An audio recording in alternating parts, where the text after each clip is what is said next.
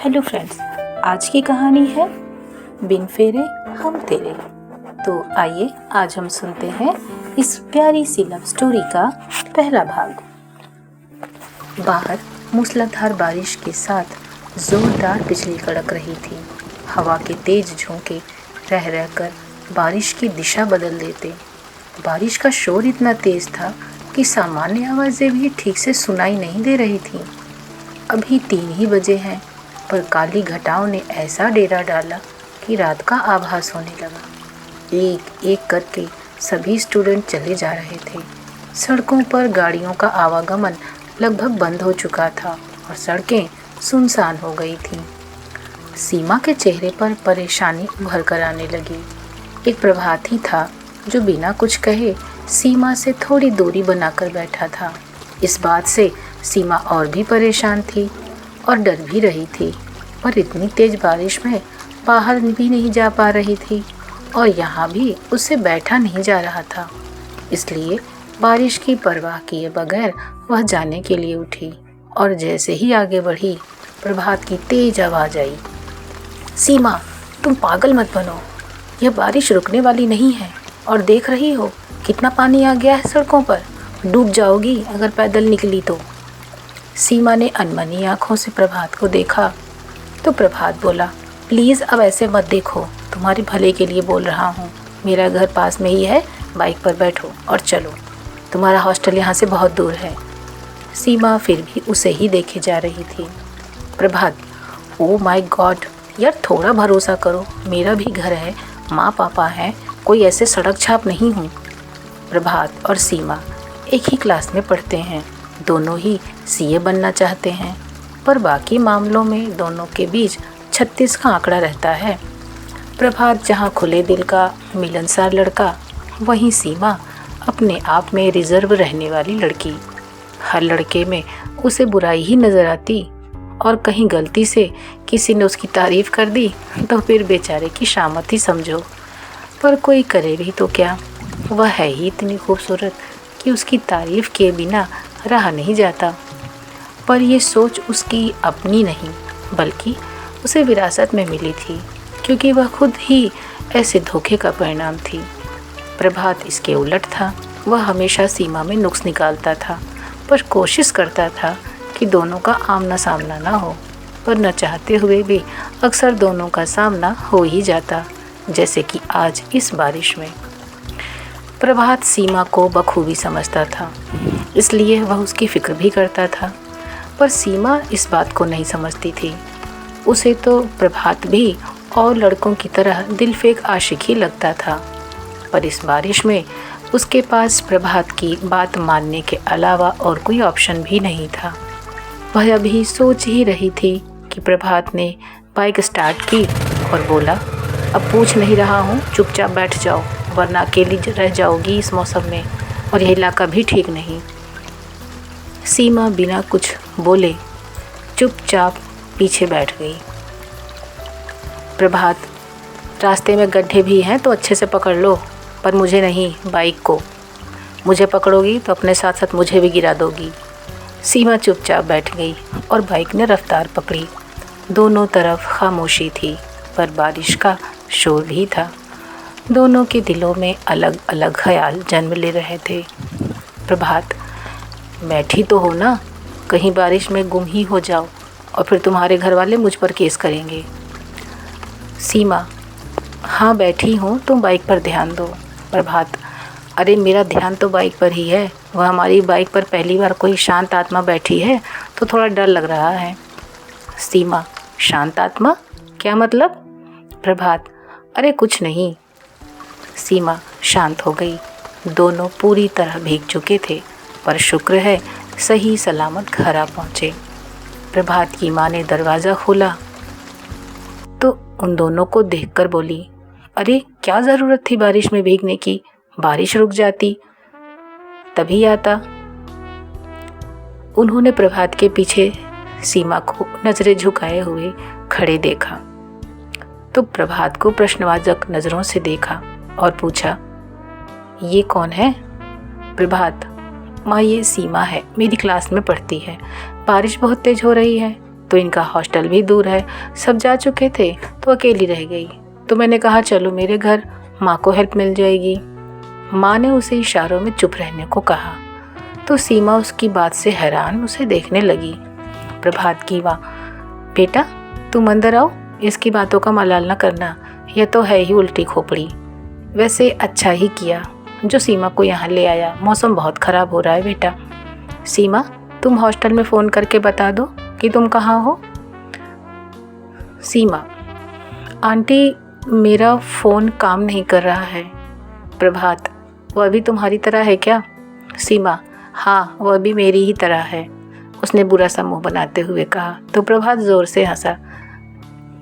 माँ, कम से कम इस समय तो ठीक से रहे। बेटा तुम प्रभात का फ़ोन ले लो और फ़ोन करके बता दो, और इसकी बातों का बुरा मत मानना।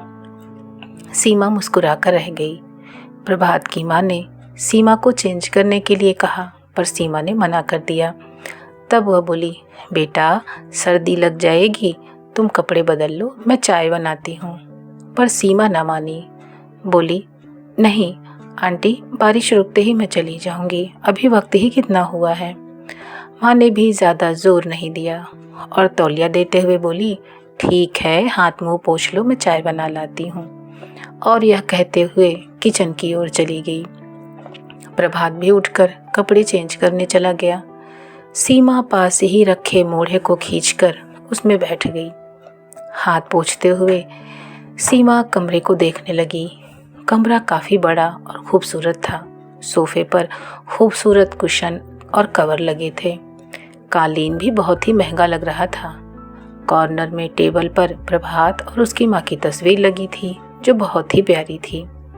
कोने में प्यारा सा फूलदान भी था जो कि बनावटी फूलों से सजा था। कमरे की एक दीवार पर एक रूपदार व्यक्ति की तस्वीर थी जो शायद प्रभात के पापा की होगी। इतने में प्रभात वहां आ गया। उसे देखते हुए सीमा ने पूछा, प्रभात यह शायद आपके पापा हैं? प्रभात ने गहरे शब्दों में कहा, हाँ शायद। सीमा बोली, शायद मतलब? प्रभात, अरे बाबा कुछ नहीं, यही मेरे पापा हैं। सीमा को प्रभात के बोलने का तरीका अच्छा नहीं लगा। उसके पिता नहीं थे। माँ ने बताया था कि वह अब इस दुनिया में नहीं है, इसलिए उसे पिता शब्द से ही बहुत लगाव था। हालांकि उसने कभी अपने पिता की तस्वीर भी नहीं देखी। उसकी माँ कहती कि उसके पास कोई तस्वीर नहीं है। उसे उनकी बातों पर यकीन नहीं था, पर वह अपनी माँ को तकलीफ में नहीं देखना चाहती थी, इसलिए चुप ही रहती। थोड़ी देर में प्रभात की माँ चाय लेकर आ गईं। तीनों चाय पी रहे थे, तभी दरवाजे पर घंटी बजी। इस वक्त कौन हो सकता है? तुम्हारे पापा तो कल आने वाले थे। उन्होंने दरवाजा खोला तो एक कड़क आवाज आई, इतना वक्त लगता है दरवाजा खोलने में? जी मैं बस आ ही रही थी। अब बहस मत करो, मेरे कपड़े रखो, नहाऊंगा। प्रभात की माँ बिना कुछ बोले आगे बढ़ी। तभी उन्होंने सीमा को देखते पूछा, यह लड़की कौन है और यहाँ क्या कर रही है? प्रभात की माँ जल्दी से बात को संभालते हुए, यह प्रभात की क्लास में पढ़ती है, इसका हॉस्टल दूर है ना, तो बारिश तेज थी तो प्रभात, अच्छा तो मेरी गैर मौजूदगी में यह सब होता है। कहते हुए प्रभात के पापा बेडरूम में आ गए। प्रभात की माँ भी पीछे पीछे गई। कुछ देर तक अंदर से तल्ख आवाजें आती रहीं। सीमा ना चाहते हुए भी उन्हें सुनने की कोशिश करने लगी तो प्रभात बोला, ओ सॉरी सीमा, दरअसल पापा को यह सब पसंद नहीं है। आई एम सॉरी, मुझे पता होता तो, पर बारिश बहुत तेज थी और तुम अकेली रह जाती, इसीलिए। यह कहते उसके शब्द रुक गए। न चाहते हुए भी आंखें झुक गईं। वह किसी अपराधी की तरह सर झुकाए खामोश हो गया। सीमा को एक पल के लिए लगा वह प्रभात की जगह किसी और को देख सुन रही है। उसे यकीन नहीं हो रहा था।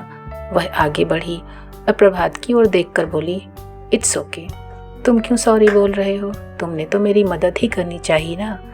अब अंकल को नहीं पसंद तो क्या कर सकते हैं, शायद वह भी अपनी जगह सही हो। प्रभात बोला, वह सही नहीं है, ना उनका गुस्सा सही है। सीमा ने कहा, तो चुपचाप सब सुन क्यों रहे थे? तुमने कुछ कहा क्यों नहीं? प्रभात बोला, पागल तो नहीं हो गई हो? प्रभात को भी लगा कि यह सीमा की जगह कोई और तो नहीं। दोनों के बीच खामोशी ने पैर पसार लिए। सीमा बाहर की ओर देखने लगी। बारिश जा चुकी थी, पानी भी उतर गया था। उसने प्रभात से कहा, अच्छा अब मैं चलती हूँ। आंटी को थैंक यू बोलना, और हाँ, गलत के खिलाफ आवाज़ उठानी चाहिए, और किसी के लिए नहीं तो कम से कम अपनी माँ के लिए।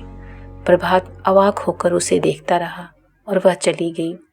प्रभात ने सोचा, वह उसे छोड़ने जाएगा, पर उसे तो होश ही नहीं। सीमा यह क्या कह गई? कितनी गहरी समझ, इतनी पैनी निगाह। तभी उसकी माँ चाय का कप लेने आई, तो जब वह कप उठा रही थी तो उसकी नज़र उनकी कलाई पर गई, जो कि नीली हो रही थी। प्रभात ने पूछा, माँ क्या हुआ? यह चोट कैसी? माँ, कहाँ? अरे यह तो परसों लग गई थी, पर तेरे पास फुर्सत नहीं है ना। प्रभात, माँ, पर कलाई पर ये निशान नहीं थे। माँ, कह तो ऐसे रहा है जैसे दिन भर मेरे आगे पीछे घूमता रहता है, उन्होंने नजरें फेरते हुए कहा। प्रभात, सॉरी माँ, मेरी वजह से आपको। उसके कानों में सीमा के शब्द गूंजने लगे।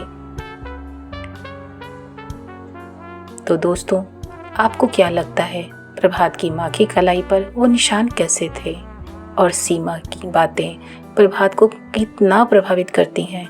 यह जानने के लिए हम मिलते हैं इस कहानी के अगले भाग में। तब तक के लिए नमस्कार।